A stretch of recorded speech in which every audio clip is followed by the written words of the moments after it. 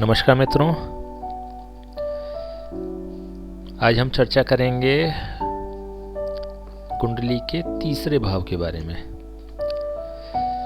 पिछले 2 एपिसोड में हमने प्रथम भाव और द्वितीय भाव के बारे में विस्तार से समझा है और बेसिकली हम लोग द्वादश भावों के बारे में भी पहले चर्चा कर चुके हैं। उसके बाद फर्स्ट हाउस, फिर सेकंड हाउस। आज हम तृतीय भाव के बारे में चर्चा करेंगे। चलिए स्टार्ट करते हैं। तीसरा भाव, ये जहाँ 3 नंबर लिखा है, ये राशियों के नंबर नहीं है, भावों के नंबर है। तीसरा भाव, तीसरा भाव को परिश्रम का भाव भी कहते हैं, पराक्रम का। बेसिकली पराक्रम का भाव होता है। इससे क्या देखा जाता है? इससे देखे जाते हैं मेहनत देखी जाती है, परिश्रम देखा जाता है, पराक्रम देखा जाता है, वीरता देखी जाती है, साहस देखा जाता है। ठीक है, सब एक ही बात है, अलग अलग नाम है, पर्यायवाची है ना। तो परिश्रम, साहस, जिद्दीपन देखा जाता है, आदमी कितना जिद्दी है, और थोड़ा सा कॉन्फिडेंस लेवल और देखा है, पॉजिटिव अगर बात करें, है ना। तो जैसे हमने एक शब्द कहा जिद्दी, तो इसको एक अच्छी भाषा में कह सकते हैं कि कॉन्फिडेंस लेवल, ये भी थर्ड हाउस से देखा जाता है। और संवाद शैली को बताता है। कंठ का होता है ना, अभी लास्ट एपिसोड में भी हमने बात की थी, कंठ का होता है ना। तो वाणी का सेकंड हाउस हो गया, कंठ का ये हो गया। तो कंठ कितना मधुर है, कितना सुरीला है, इसके बारे में जो बात पता चलती है वो थर्ड हाउस से पता चलती है, तृतीय भाव से पता चलती है। संवाद की शैली भी पता चलती है सेकंड हाउस से, वाणी, और थर्ड हाउस से शैली, क्योंकि सेकंड हाउस का धन हो गया ये, है ना। बोलना की एक तरीका और उसकी भाषा शैली। ठीक है, जैसे कि एक मधुर बोलता है व्यक्ति, कुछ होते हैं कि एक अच्छे स्पीकर होते हैं, है ना। जैसे आपने देखा होगा कुछ वीडियोस वगैरह जो सोशल मीडिया पे चलते हैं, एक पर्सनैलिटी डेवलपमेंट के, है ना, पॉजिटिव एटीट्यूड को लेके, है ना। तो पवन खेड़ा टाइप, है ना, ये बड़े नाम हैं पवन खेड़ा इस क्षेत्र के। तो ये थर्ड हाउस से देखा जाता है। थर्ड हाउस जिनका अच्छा होता है वो बेसिकली इसके संवाद शैली बहुत अच्छी होती है, और एफर्ट्स किसी भी तरह का दिखाता है, उद्देश्यपूर्ण एफर्ट्स दिखाता है। मेहनत, परिश्रम, पराक्रम, साहस, जितनी भी हमने बात करी है, सब उद्देश्यपूर्ण होते हैं। तो उद्देश्यपूर्ण जितने भी प्रयास होते हैं उनको दिखाता है। और क्या दिखाता है? कॉन्फिडेंस लेवल हो गया। कॉन्फिडेंस मतलब इच्छा शक्ति, है ना, इच्छा शक्ति को दिखाता है। और छोटे भाई बहनों का होता ही है, पहले भी चर्चा हुई है, उनके बारे में दिखाता है, छोटे भाई बहनों के बारे में। और पेशेंस जो होता है ना, पेशेंस, उसका भी थर्ड हाउस ही भाव होता है। व्यक्ति में कितना सहनशीलता है, कितना धैर्य है, कितना पेशेंस है ना, ये थर्ड हाउस दिखाता है ना। तो और कान का कारक, मानव अंग की अगर बात करें तो कान का कारक हो गया, है ना। स्पेशली अगर काल पुरुष की बात करें तो राइट ईयर और लेफ्ट ईयर, बायां कान और दायां कान। ठीक है, इसका घोतक होता है।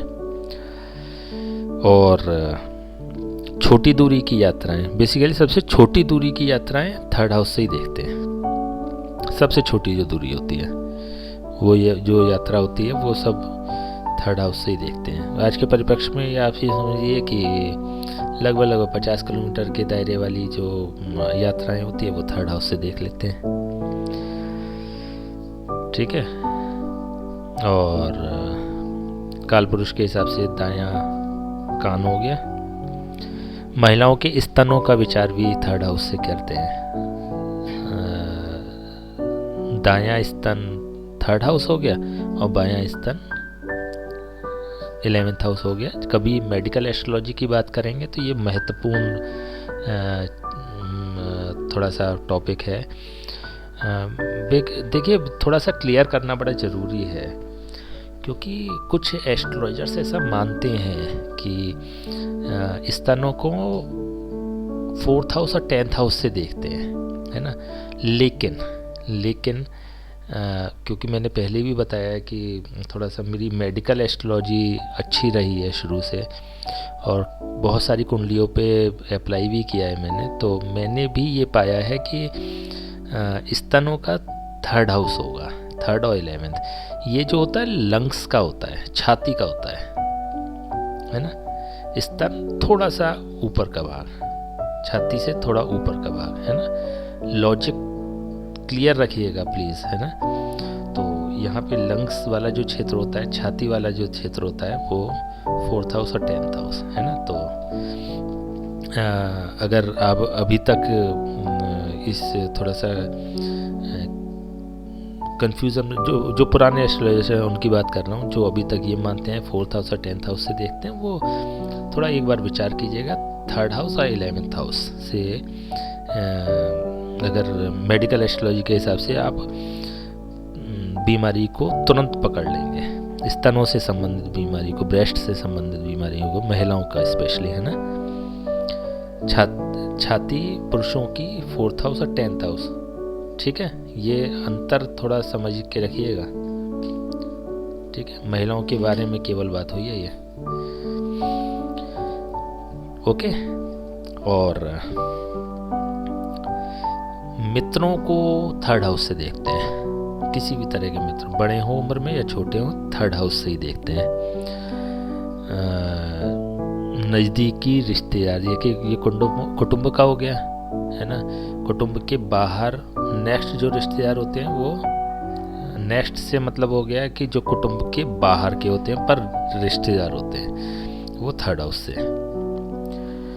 और एक जैसे ये वाणी का होता है ना, ऐसे ये लेखन का होता है। 3rd हाउस क्या है? भुजा, ये राइट वाली, ये लेफ्ट वाली। तो भुजाओं की बात करते हैं, और इससे ही लेखन क्षमता देखी जाती है। अच्छे राइटर जो होते हैं वो 3rd हाउस से होते हैं। 3rd हाउस से अच्छी राइटिंग, किसी की राइटिंग गंदी होती है तो 3rd हाउस थोड़ा सा कमज़ोर होता है ना। तो ये कुछ सिम्टम्स होते हैं एस्ट्रोलॉजी में, जो सिम्टम्स के आधार पे आप ग्रहों को आइडेंटिफाई कर सकते हैं कि ये शुभ है या अशुभ है। एक ये भी तरीका होता है। ये तरीका सबसे ज़्यादा लाल किताब ने अपनाया, है ना। तो लाल किताब कभी मौका हुआ आपको पढ़ाने का या आपको समझाने का, तो चर्चा करेंगे, उसके अलग से कोर्स कराएंगे, है ना। लाल किताब ने इसको कहा ग्रहों की निशानियाँ, ये शब्द आया है, ग्रहों की निशानियाँ। तो उसमें लाल किताब ने बड़ा फॉलो किया है इस मतलब इस नियम को, और बड़ा वर्क करता है ना। आज तो वैदिक वाले भी बहुत सारे एस्ट्रोलॉजर्स इसको फॉलो करते हैं, है ना। निशानियाँ, तो जो हम बात कर रहे हैं ना, उसका लेखन बहुत अच्छा होगा, है ना। उसकी वाणी तुतलारा होगा या कटु वाणी होगी, तो तुरंत क्लिक करना चाहिए। जैसे 3rd एपिसोड याद है आपको? 3rd एपिसोड मतलब ग्रहों के बारे में, जब ग्रहों के स्वभाव के बारे में चर्चा हुई थी, तो एक पर्सनैलिटी जो बताई थी ग्रहों की, है ना।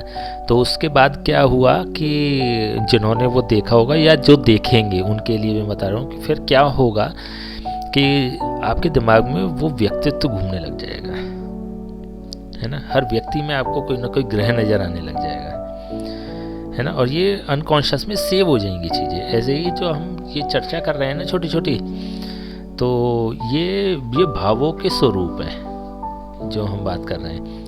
जैसे इसमें क्या है, तुतलाने का तो आइडेंटिफाई कर सकते हैं 2nd हाउस ख़राब है कि नहीं है। आपने कुंडली भी नहीं देखी तब भी आप कह देंगे कि 2nd हाउस सही नहीं है आपका, है ना। कुछ ना कुछ गड़बड़ है ना। तो फाइनेंशियली कहीं ना कहीं कुछ प्रॉब्लम हो रही है क्या, है ना। कभी लेकिन ऐसा होता है कि आपकी वाणी से संबंधित प्रॉब्लम हो लेकिन धन बहुत हो, उसमें क्या होगा? बुध भी दूषित होगा। बुध में भी प्रॉब्लम होगी, सेकंड हाउस में थोड़ी सी प्रॉब्लम होगी, बुध में ज़्यादा प्रॉब्लम होगी। तो बुध में ज़्यादा प्रॉब्लम होगी तो वाणी स्पष्ट नहीं होगी, लेकिन धन बहुत होगा। अंतर देखिए, 3 चीज़ बताई थी ना, एक भाव, एक राशि और एक ग्रह, 3 के कॉम्बिनेशन से प्रेडिक्शन होते हैं। ये पहला शब्द था मेरा जब प्रेडिक्शन की बात आई थी। तो पहला सेंटेंस क्या था कि भाव, राशि और ग्रहों से प्रेडिक्शन होंगे, है ना। तो एक के आधार पे नहीं, लेकिन जैसे कि ग्रहों में हमने कॉन्फिडेंट कर दिया था ना आपको कि ऐसा होगा तो ऐसा ही होगा, ऐसे ही भावों में कॉन्फिडेंस दे रहे हैं आपको, कॉन्फिडेंस कि थर्ड हाउस अगर ख़राब होगा तो राइटिंग तो गंदी होगी, लेकिन क्षमता कमज़ोर होगी।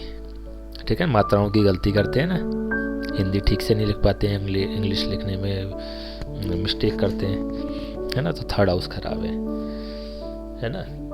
लेकिन और चीज़ें देखेंगे, और चीज़ें अगर बेहतर हुई, लेखन का कारक कौन है, वो भी बुध है ना। तो बुध कहाँ वर्क कर रहा है।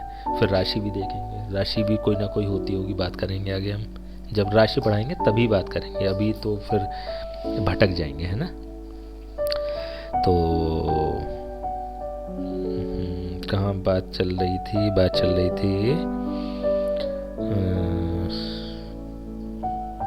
हाँ,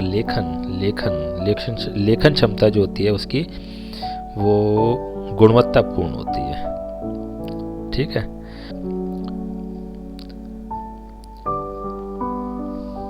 ठीक है। और क्या देख सकते, प्रबल मार्केश, ऐसा भी है, उसी क्लास में चर्चा करी थी ना, प्रबल मार्केश। ये मार्केश, ये प्रबल मार्केश होता है। क्यों होता है ये, क्योंकि 8वें का 8वां होता है ये, और सेकंड हाउस का संचय तो मार्केश, और 8th हाउस फिर मार्केश, तो 2 मार्केश का मतलब प्रबल मार्केश, इसलिए शब्द आता है इसके लिए प्रबल मार्केश। सेकंड हाउस और 7th हाउस के लिए तो शब्द आता है मार्केश। जब भी कोई कहेगा कि मार्केश कौन है, तो आप केवल इसकी बात करेंगे। जब भी मार्केश की बात आएगी तो आप सेकंड हाउस से 7th हाउस की बात करेंगे, लेकिन जब भी प्रबल मार्केश की बात आएगी तो आप 3rd हाउस और 8th हाउस की बात करेंगे। ये प्रबल मार्केश होते हैं, ठीक है, क्योंकि ये 2 बार मार्केश बने। जैसे 8th हाउस से आयु का विचार किया जाता है, ऐसे 8th का 8th होने के कारण इससे भी आयु का विचार किया जाता है ना। तो जैसे 8th हाउस वर्क करता है, ऐसे ही 3rd हाउस भी वर्क करता है। Got it. और 4th हाउस से कैसा है ये, 4th हाउस के सापेक्ष अगर देखें तो 12th हाउस है। तो माता के व्यय, माता की हानि, फाइनेंशियली हानि या नुकसान या इस टाइप के, मार्केट से तो मतलब नहीं है, माता की हानि से संबंधित है। माता की फाइनेंशियली हानि, सामाजिक प्रतिष्ठा में कोई हानि हो, है ना, इस टाइप से कुछ भी देखेंगे तो 3rd हाउस से देखेंगे, ठीक है, क्योंकि 4th हाउस का ये 12th हाउस है इसलिए। और देखिए, ये अभी बात करी थी कि छठे का भाग्य, 6, 7, 8, 9, 7 सामने का 7, फिर 8, फिर 9, छठे का तो भाग्य ये हो गया, और ये क्या हो गया, कर्म हो गया। छठे का कर्म क्या होता है, रोग का कर्म क्या होता है, दवा, है ना। तो जो मेडिसिन आप कंज्यूम्ड कर रहे हैं उसका कारक 3rd हाउस होगा। मेडिसिन आपको फ्रूटफुल रहेगी नहीं रहेगी, आपको लाभ करेगी नहीं करेगी, आपकी जीवन शक्ति को बढ़ाएगी कि नहीं बढ़ाएगी, आपकी क्षमताओं को बढ़ाएगी कि नहीं बढ़ाएगी, ये हम 3rd हाउस से देखेंगे, ठीक है, दवाओं के बारे में जब भी बात करेंगे। और अच्छा, एक हमने बताया कि ये एजुकेशन का है ना, प्रारंभिक शिक्षा, तो ये इसका संचय, तो ये क्या हो गया,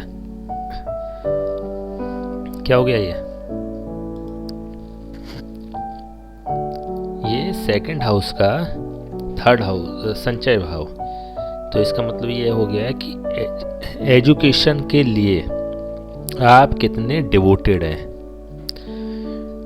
शिक्षा प्राप्ति के लिए कितने समर्पित हैं, है ना। तभी तो इसको कॉन्फिडेंस का भी कहा ना, है ना, जिद का कहा, कॉन्फिडेंस का कहा। तो बेसिकली शिक्षा के प्रति आप कितने जागरूक हैं, कितने प्रयत्नशील हैं, इसको भी ये दिखाता है थर्ड हाउस। कालपुरुष की बात करें तो ये थर्ड हाउस में मिथुन राशि पड़ती है। मिथुन राशि का स्वामी बुध हो गया, ठीक है, ये तो पता ही है। मिथुन राशि का स्वामी मतलब मिथुन राशि पड़ेगी क्योंकि थर्ड हाउस है, ये तो पता ही है ना। उसका स्वामी बुध होता है। जब चर्चा करेंगे ना अभी आगे, तो हम थर्ड हाउस का जो कालपुरुष की राशि है वो बुध की राशि है। मिथुन राशि, स्वामी बुध, लेकिन कारक कौन है? कारक है मंगल, ठीक है। प्रथम भाव का था सूर्य, द्वितीय भाव का गुरु और तृतीय भाव का मंगल, ठीक है। और छोटे भाई बहन का तो शायद चर्चा हो ही गई। चचेरे भाई बहन का भी यही होता है, बड़े हों या छोटे हों, चचेरे होने चाहिए। कजिन्स, बेसिकली कजिन्स का जो कारक होता है ये थर्ड हाउस होता है। और अब एक और महत्वपूर्ण बात है, देखिए आएगा क्वेश्चन आपके पास में, कर्ज से मुक्ति। कर्ज ये 7, 8, 9, 10, कर्ज का कर्म, कर्ज का कर्म जब रिएक्शन देगा तो वो कर्ज मुक्ति करवाएगा। थर्ड हाउस से कर्ज मुक्ति होती है, ठीक है। तो आएगा क्वेश्चन कि कर्ज मुक्ति कब होगी, तो थर्ड हाउस का रोल प्ले करेगा जब, तो वो कर्ज से मुक्ति मिल जाएगी। पड़ोसियों का भी यही होता है। और क्या देख सकते हैं इससे? अच्छा हाँ, एक चीज़ और,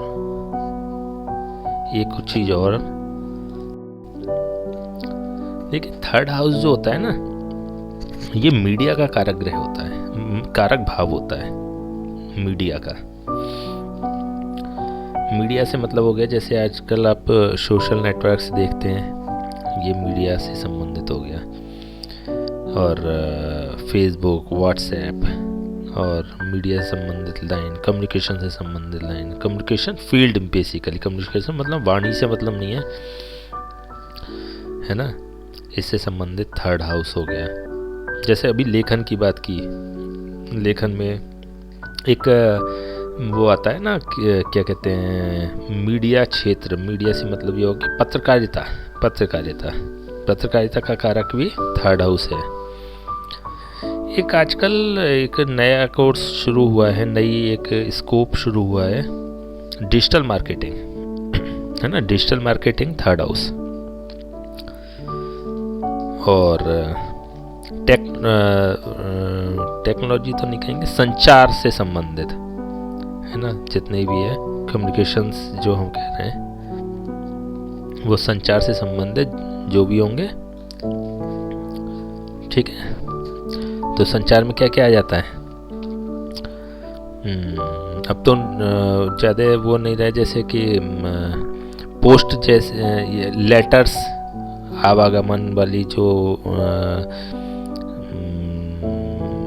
कार्गो जो वो होती हैं, कार्गो, जैसे लेटर डिस्पैच या रिसीव, जैसे पोस्ट ऑफिस हुआ करता था पहले, है ना, इस टाइप से कम्युनिकेशन का माध्यम। और टेलीफोन, है ना, एयरटेल, आइडिया, इस टाइप की कंपनियां जो वर्किंग करती हैं। और टेलीकम्युनिकेशन जो होता है आजकल जो चल रहे हैं, एफएम वगैरह, एफएम रेडियो वगैरह, वो इससे ही देखेंगे, ठीक है ना। प्रकाशन से संबंधित भी यही होगा भाव, प्रकाशन, लेखन, और जैसे कोई पूछता है कि किताब लिखी है छपेगी कि नहीं छपेगी, तो थर्ड हाउस। और इंफॉर्मेशन से रिलेटेड जितनी भी चीज़ें हैं, इंफॉर्मेशन मीडिया या कोई अगर जॉब भी होती है इंफॉर्मेशन से संबंधित, ठीक है, वो हो गया थर्ड हाउस। देखिए ये फोर्थ हाउस का 12th हाउस है ना। फोर्थ हाउस जो होता है ना घर का होता है, घर का व्यय हो गया तो मतलब शिफ्टिंग हो गई है ना। थर्ड हाउस का रोल जब आएगा ना तो घर चेंज करना पड़ेगा, परिवर्तन करना पड़ेगा, है ना। अच्छे इफेक्ट्स हैं तो अपने मकान में चले जाएंगे, नहीं है तो फिर किराए से किराए में चले जाएंगे, है ना। मतलब परिवर्तन से मतलब हो गया परिवर्तन, है ना। क्योंकि 10th हाउस का भी 6th हाउस है, ये कर्म क्षेत्र का रोग है, तो इसलिए जॉब में भी परिवर्तन को दिखा देता है। छोटे परिवर्तन होते हैं बेसिकली इससे, बड़े परिवर्तन 9th हाउस से होते हैं। कैसे होंगे वो बाद में बताएंगे, लेकिन छोटे परिवर्तन जो होंगे वो थर्ड हाउस से होंगे। लाइफ के जो छोटे परिवर्तन होते हैं, जिसमें कि अपना निवास का भी होता है, सुख सुविधाओं डिस्टर्ब हो जाना, सुख सुविधाएं 4th हाउस, डिस्टर्ब हो जाना 3rd हाउस, ठीक है ना। ये लॉजिक है। और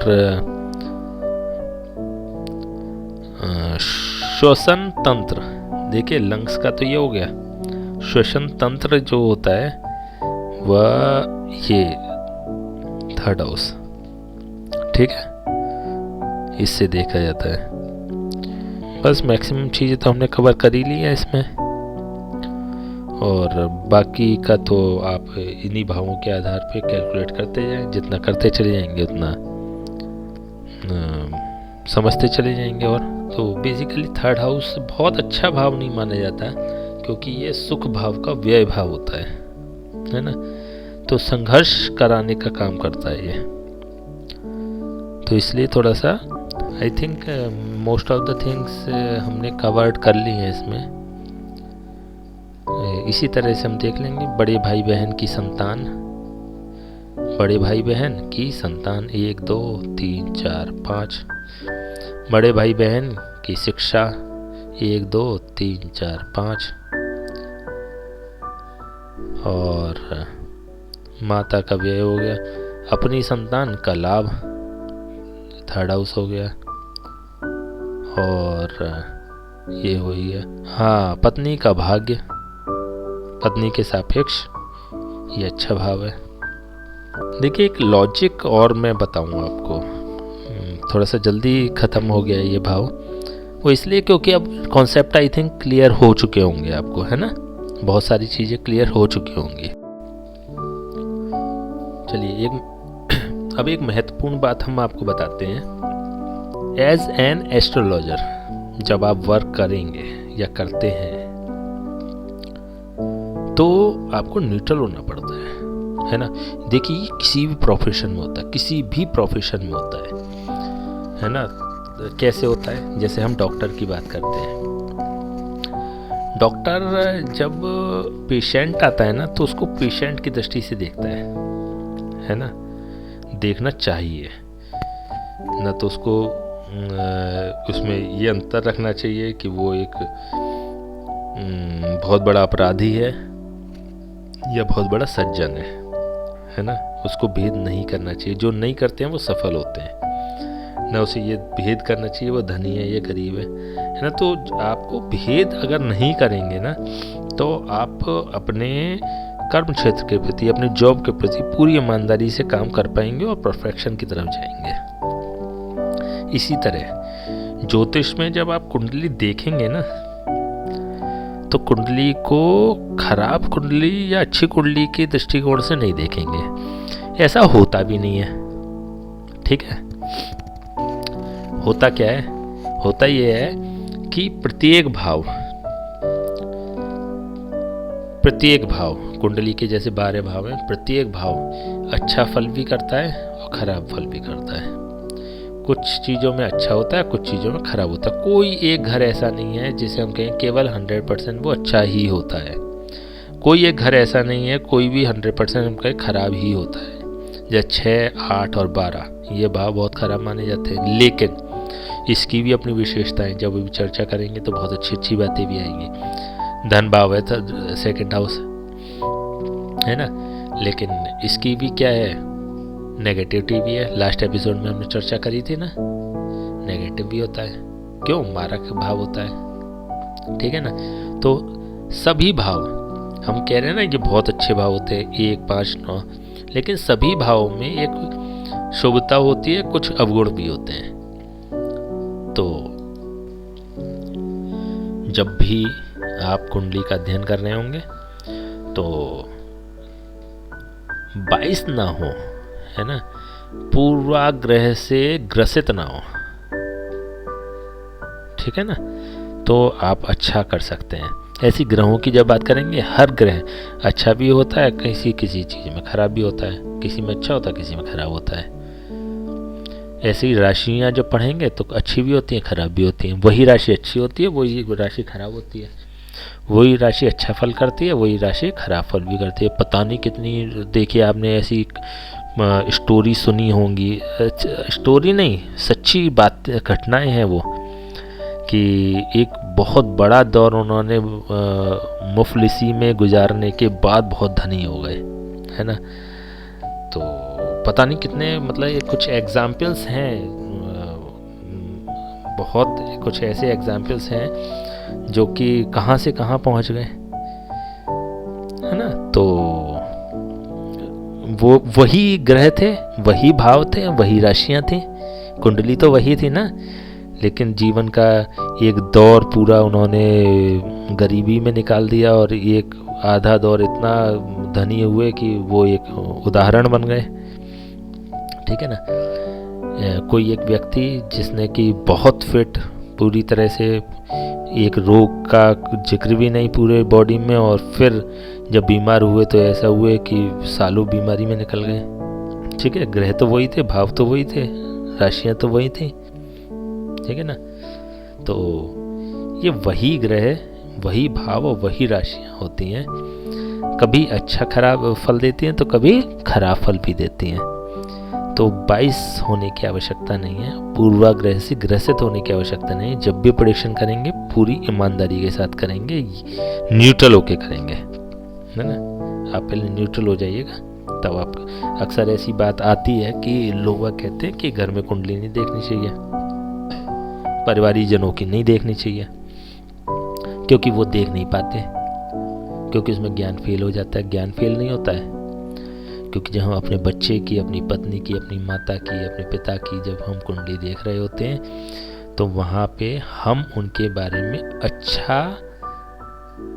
उनका अच्छा भविष्य चाहते हैं, उनके जीवन में शुभता चाहते हैं, उनके जीवन में उन्नति चाहते हैं, निरोगता चाहते हैं, ठीक है ना।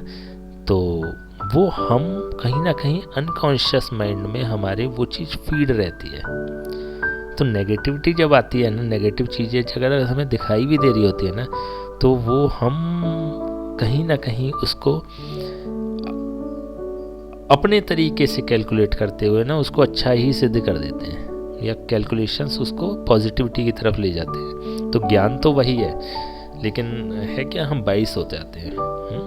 तो इसका विशेष ध्यान रखिएगा, ठीक है। तीसरी क्लास में कितना ही तीसरे भाव के लिए, अब नेक्स्ट में हम चौथे भाव के बारे में चर्चा करेंगे, ठीक है। नमस्कार।